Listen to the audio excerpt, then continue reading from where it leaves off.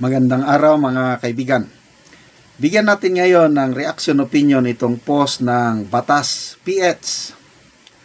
Former Senator Antonio Trillanes IV has slammed binatikos the Supreme Court ruling which declared null and void the articles of impeachment against Vice President Sara Duterte, describing it as highly suspicious.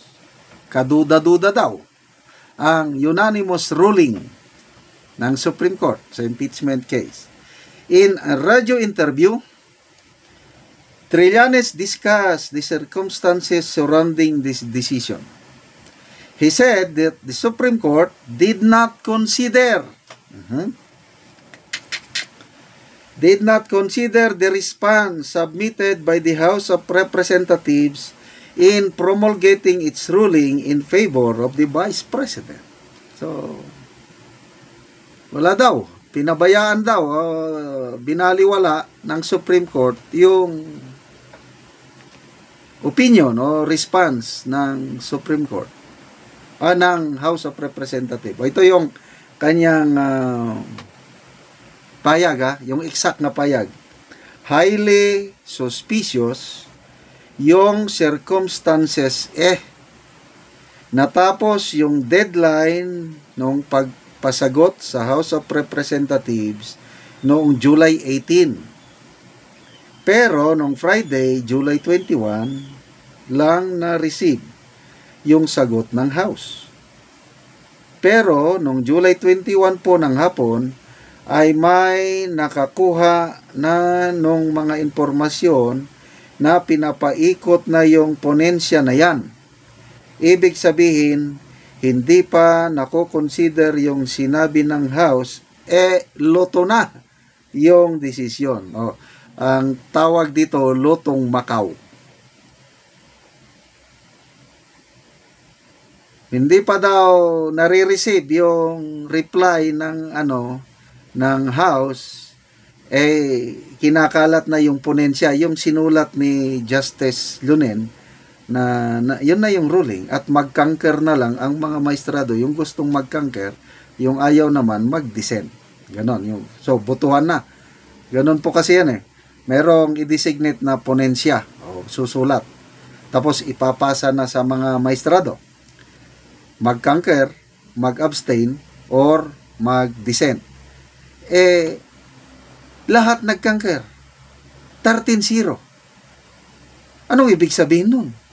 Puros mga the best of the best, the cream of the crop sa judiciary natin, yung ma-appoint ka sa Supreme Court. Talagang grabe ka.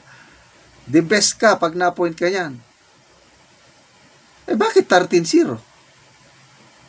Tapos kini-question pa. So, sino itong mga kumu-question? Trillanes. Ano ba siya? Abogado? Ano ba siya? Di ba palagi nang talo? Tapos, magaling, nagpapa-interview, ini-interview naman, salita ng salita. Anyway, that's part of democracy. Pagpapahayag ng opinion. So, bahala ng taong bayan kung paniniwalaan nyo itong mga opinion na basta ang sabi ni Mr. Trillanes, kaduda-duda, parang lutong Macau ang desisyon ng Supreme Court. Okay. Ano ba? He also believed that the reason why the High Court issued a rash decision, inapura daw is to block the Senate from convening as an impeachment court for the looming trial of the Vice President. Grabe naman ito. Kasi kung wala sana itong wala itong desisyon ng Supreme Court, yan na, nag-open ng 28th Congress. Sabi ni Senator Villanueva, August 4, yan na, magsimula na yung trial, tuloy-tuloy na.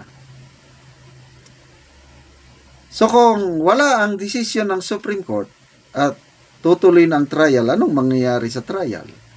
Ang nakikita ko, opinion ko lang ito kanya-kanya tayong opinion, madidismiss pa rin ang impeachment case.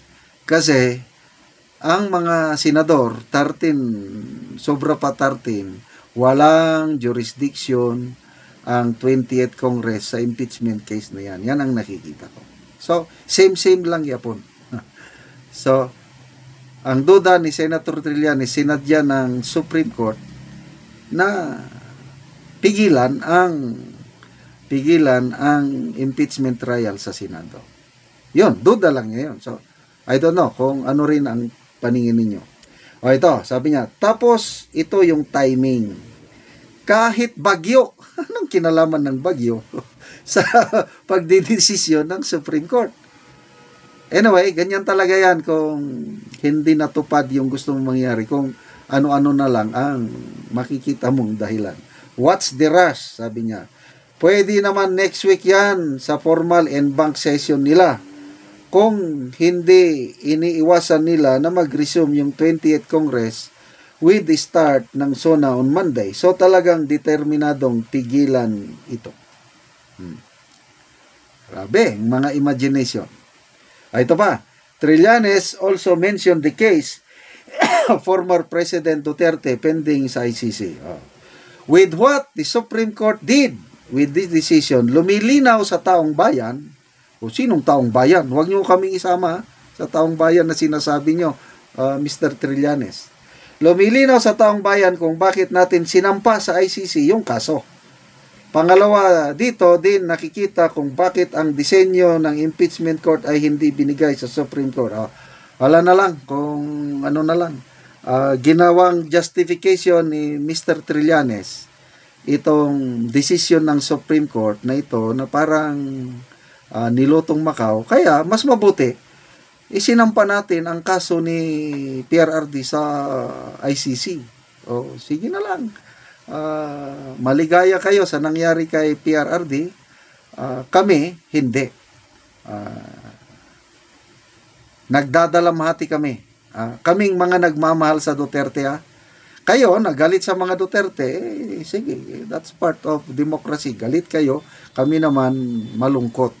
At nagdarasal kami na sana darating ang panahon, history will judge kung alin ang tama, alin ang mali sa ginawa ng administrasyong ito na pinadala ang dating Pangulo sa ICC.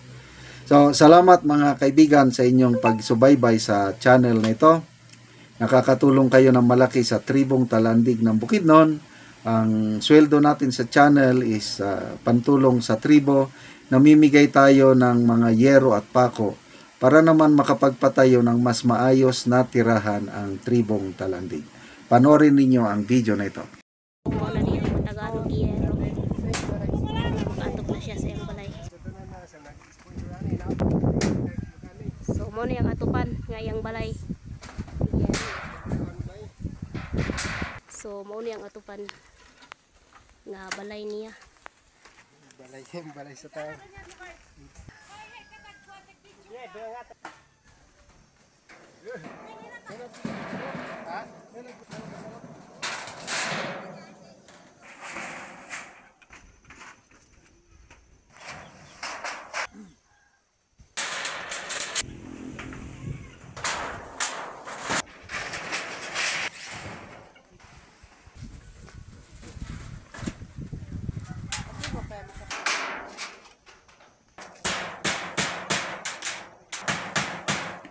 So, karon na humanag yun ang balay nga. Balay ni Toms. Iyaha nga balay. So, maayo na yun. Sada na tanaw kaya nahuman na ang iyang balay. So, makita yun nimo na nakataot na yun.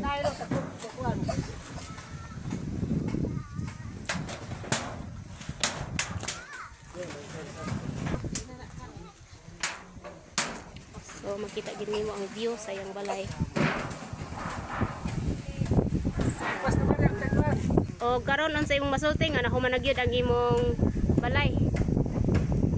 Siyempre, api kahit ang natagaan ta, magabalay na kita kay sana tanan nag-sponsor. Salamat sa mga para sa inyo mga kung wala pang tabang di pa ko pakabalay kay nagigluna ko sa nginikanan sa salamat.